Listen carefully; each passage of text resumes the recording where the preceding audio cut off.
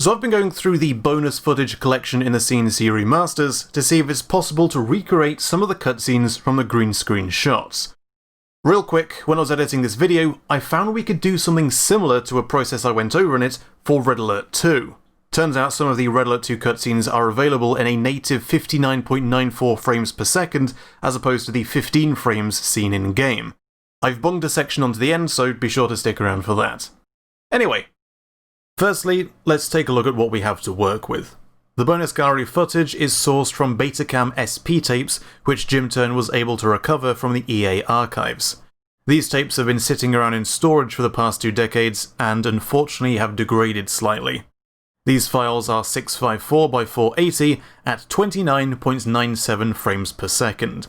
If you're wondering why it's specifically that frame rate rather than something more sensible like 30 FPS, the technical reason is that NTSC, the American TV standard, is silly. Now, the BINC files are progressive scan, but the footage itself is interlaced. It appears the interlaced source tapes were scanned and converted without deinterlacing them. I don't want to divert from the topic, but pause the video now for some stats. The short of it is that in converting the 15GB of FMVs in the collection, I wound up with 523GB worth of 0.98 million PNGs from all the frames, since the files were too big to convert directly to video, and 2TB of uncompressed AVI. Yeah, video is big. Let's take as our test case the cutscene Nod 8, the famous cutscene featuring Eric Gooch and Joe Kukin. We have 8 takes from this scene, and the last one matches perfectly with what we have in-game. Interestingly, it appears there was a microphone on set that was used for the actor's speech. I'd assumed that this would all have been dubbed in later, but no, they used the set audio, which is pretty neat. I've taken the liberty of dispatching your troops to the US. This mic wasn't hooked up to the camera, which sounds like an inbuilt wild track and isn't really usable, so I'll use the retouched audio from the remasters. I'm working on a 1920 by 1080 canvas, since that's most likely what you're watching this at on YouTube. We don't have clean footage of the background, but we do have this, a still image seemingly taken from the original edit that fans have dug up over the years. It's in the CNC Comms gallery. It matches the resolution of the VQAs, so it's way too small for our use, but we can use it as a start. I was able to AI upscale it to 1920 by 936, and if we then give it a slight blur, it works quite well. The original had a few Blinkenlichten, so let's edit some of those back in. Alright, let's look at the green screen footage. It's only 654 by 480, so there will be some softness. First, I up the contrast a little to try and better separate the actor from the background. We'll then add the chroma key. I played around with this a lot, but wasn't able to quite remove all of the green edge. You'll notice the white halo on the right. Maybe someone else might be able to key this better, but it seems the tape may have just degraded too far to allow for clean keying. Here's an image from the comms gallery of the same resolution. You can see just how much cleaner the image is compared to these old tapes. I did my best, but it's a little rougher than I'd have liked. Still, this is what we've got. I'll then add in some further colour grading, add in some overlays, and we're good. The video display in the top left is taken from the VQAs. We could go through and recreate this too, but our main focus is on the actor, so this'll do for now. Right, let's see what we've got. Well done. You are truly becoming Kane's favorite. Immediately, we can see the problem. The footage is still interlaced, and aside from just looking bad, it strongly interferes with the chroma keying. So I ran the AVI through some deinterlacing, which wouldn't have been possible if I'd screen capped the videos, and that's when I discovered something pretty interesting. Interlacing is an archaic form of analog signal optimization. Rather than transmitting the entire frame all at once through limited bandwidth, as with progressive scan, you instead transmit the odd-numbered and even-numbered rows of pixels, or fields, separately at the full refresh rate, and both fields are then recombined at the other end at half the refresh rate. If your interlaced field rate is 60, this would deinterlace to 30 frames. You're probably watching this video at 1080p 60. The P doesn't mean pixels, even though the video is 1080 vertical pixels in height. P means progressive scan, where every frame is the full image, i.e. the sensible option.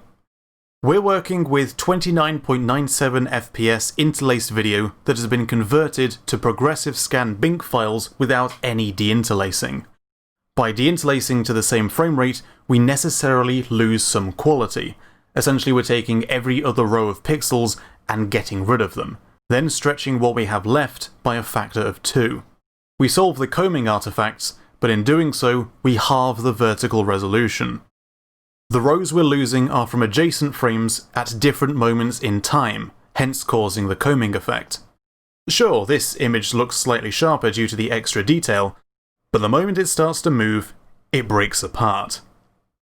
If I double the frame rate, we can separate the odd and even fields into their own frames. It turns out that what we have is not 29.97 frames separated into odd and even rows, but 59.94 frames that alternate between fields. Properly deinterlaced, we can actually double the frame rate of all the bonus gallery tapes. This means that the actual specs of these tapes is 654 by 240 stretched vertically to twice the height, running at its native 59.94 frames per second. When these tapes were made, the interlacing wasn't used to double the vertical resolution, as is usually the case, but to double the frame rate. Dropping this into our project, here's what we have now. This is the Pentagon. A full frontal attack with your strongest forces should render their military center of operation.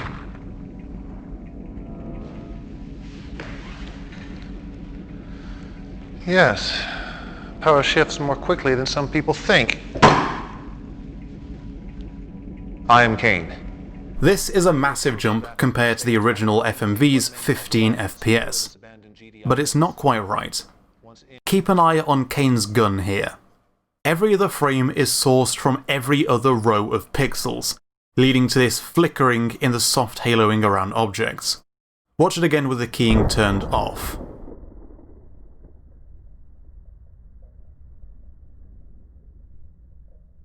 Is also visible here when Kane sits down. While it looks fine most of the time, we start to cause problems with a chroma key if we have too much motion going on, exacerbated by the degradation of the tape. If we instead deinterlace to 29.97 frames, we then eliminate this flickering at the cost of frame rate. What I could do is use the 59.94 frames as our base and drop it to 29.97 frames when stuff starts moving too quickly and causes the flickering to become noticeable. Essentially, this gives us a standard frame rate close to 30, which is more than acceptable for TV, and then jump the frame rate up when it won't cause us problems. Finally, let's take a look at our recreated cutscene. Well done! You are truly becoming Kane's favorite.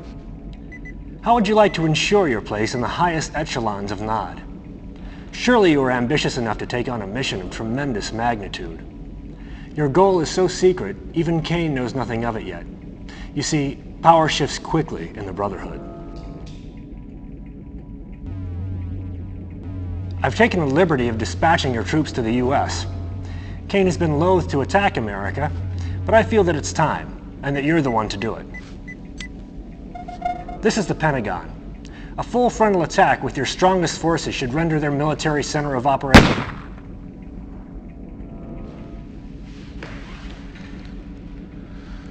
Yes. Power shifts more quickly than some people think. I am Kane. When I get your troops back from the States, I want you to take what men you have left and secure this abandoned GDI base. Once in, build up an arsenal of weapons and use them to wipe out the remaining GDI presence. Oh, and congratulations on your promotion. And there we go. I think we can see why EA decided not to use these tapes to remake the FMVs, but I'm happy with what we've managed. I also tried the same with one of Eric Martin's scenes as General Shepard. Take a look. Are you picking this up? Good. I know you need more deep background, but we're up against it. Nod forces have fortified this beachhead at X-16Y42. Intelligence is still coming in, so we can't tell you a lot. But we found a chink in their armor. Commander Carter can sneak you and some backup forces on shore right here. You may get some artillery support from his gunboats, but this is mostly grunt work. Your mission is simple. Knock out all fortifications, eliminate all Nod troops, and establish a beachhead by building your base. Good luck. That's where the video was going to end, but just for those of you who stuck around, I've got a little treat for you. So I was editing this video and I got to the part about doubling the frame rate from interlaced footage, and I thought, Red Alert 2's FMVs are interlaced. Here's how they look in-game. This is just for the live action stuff, the CG scenes are progressive scan. These cutscenes are at the master resolution of 640 by 480, so when I've used Red Alert 2 footage before, I've been able to remove the combing. But what if I tried deinterlacing using Bob at double the frame rate? Could we get Red Alert 2 cutscenes at 30 FPS? Turns out, no, that doesn't work. But then CC Hyper told me about the Red Alert 2 Collector's Edition DVD.